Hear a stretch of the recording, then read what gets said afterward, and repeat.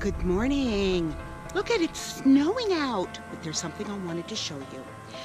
My husband, when he came home this morning and he saw the forecast, whoop, snowflake just landed on my nose. Look what he did.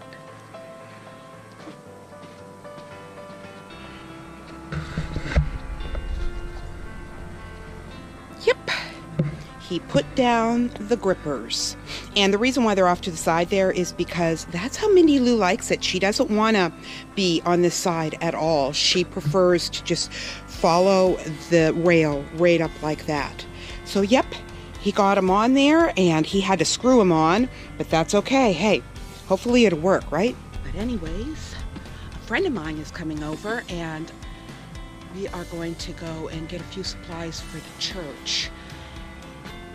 And probably do lunch, not really sure, but I am using my GoPro right now because it's snowing and this is waterproof, so I certainly hope that I have it lined up so I can't see what I'm doing. But anyways, I hope you have a good day and I hope that you will join me throughout mine. Well, I'm back from spending the entire afternoon and morning with my friend Joanne. We ended up getting what we needed for the church, and as you can see, it's snowing. And then we decided we were going to just kind of go around to different antique stores, which was nice. But now I have Mindy Lou, who is still standing at the bottom of the steps, even though my husband put those grippers on. But they're also snow covered now. I mean, just with a light dusting of snow, so maybe you can't really tell that they're there. I don't know. So we're going to see how this is going to go. So there she is. There she is. You going to come? You going to come on up? Come on. Come on. Good girl. Good girl. That was good, wasn't it? If only she would go without me coming out here and all I'd have to do is call her. But I guess that's with time, right? She's my sweetie, and I will talk to you after a little bit. If you have watched some of my videos in the past, you might realize that my husband is just completing seminary to be able to become a minister. And he's nearly complete. But what I wanted to show you was this hat that's behind me. That is his grandfather's Sunday go to church preaching hat. His grandfather also was a preacher of the gospel, and he didn't become a preacher of the gospel, from my understanding, until he was middle-aged. And we have hung this hat prominently in our living room since we were married. His grandpa died when my husband was 13, I believe, years old. And his grandpa meant the world to him. Anyways, it's just a special little thing I just thought I would share with you guys. And that hat will always hang prominently in our living room, no matter where the Lord may send us. Talk to you in a little while. Hey there, Missy May. What you looking at? What you seeing, honey? What you looking at? You looking out the window? Is there turkeys out there? What's out there? Missy loves to look out the window. She'll just lay here looking out the window to see what she can see. I'm getting kisses right now. But she just likes to look.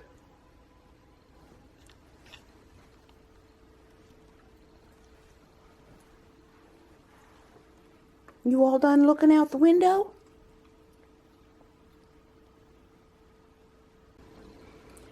Good evening, everyone. I trust that everyone had a wonderful and blessed day. I had a very nice day spending some time with my friend. And yeah, Mindy is still standing at the bottom of the stairs, wanting us to walk up with her. Hopefully she will get over this. But other than that, once I got home, it was a very quiet afternoon, so I did some editing for tomorrow's vlog, and I just had a very quiet, peaceful afternoon. And that's always a nice way to spend an afternoon. But tonight, I wanted to read 1 Timothy chapter 6, verse 6, and I'll be reading from the New King James Version. Now godliness with contentment is great gain. You know, godliness is a God-centered life. It grows, not through the pursuit of process, but through the presence of a person. Jesus Christ is the mystery of godliness. That's what we're told in 1 Timothy 3, verse 16. And his presence in your life is your hope of becoming the person God is calling you to be. Christ in you is the hope of glory. We find that in Colossians 1:27. You know, 1 Timothy is a letter that was written from the Apostle Paul to the young Timothy to encourage him in his new role as a church leader. By stating that godliness is great gain, Paul is explaining that Christ followers should focus their effort on pursuing holiness in conduct, attitude, and thought. Each one of us should choose to be content in whatever circumstances God has allowed into our life. You know, the Bible never says that it's a sin to be rich. There are many examples in Scripture of God blessing his servants with tremendous material wealth. But in 1 Timothy 6:17, it is clearly instructing us that those who are rich in this present world are not to be arrogant, nor put their hope in wealth, which is uncertain, but to put their hope in God, who richly provides us with everything for our enjoyment. You see, the difference is in the heart. Both greed and contentment are states of the heart. When we choose to be content with the riches of Christ, rather than pursue material riches, our lives will be more in line with God's desire for us. Like Matthew 6:21 tells us, where your treasure is, there your heart will be also.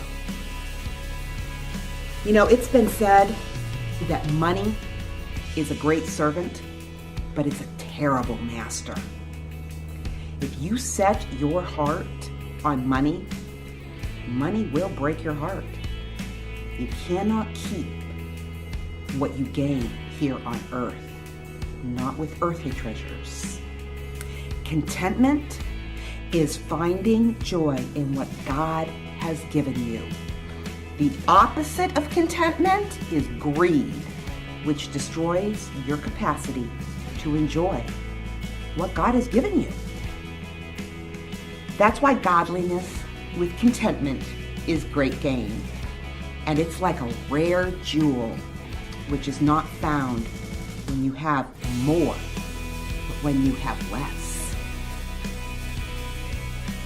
We each need to bring our desires down to the level of our possessions. Learn to enjoy what God has given more than what you grieve, what he may have taken away. Practice the art of godly contentment, and you will find what it is great gain. Jeremiah Burroughs described contentment as a rare jewel, like I said earlier. How can you find joy in what God gives you, especially when it is less than what you had before? Burroughs had great wisdom on how to obtain this jewel. He said, a Christian comes to contentment not so much by way of addition as by way of subtraction. Contentment does not come by adding to what you have, but by subtracting from what you desire. The world says that you will find contentment when your possessions rise to meet the level of your desires. The Christian has another way to contentment. That is, he can bring his desires down to his possessions. So with that, I want to remind you, life happens. Let's enjoy it. And contentment is actually a Christian grace that will grow over time. It does not come quickly, nor will it come easily or naturally. Like Paul said, I have learned to be content. Philippians 4:12.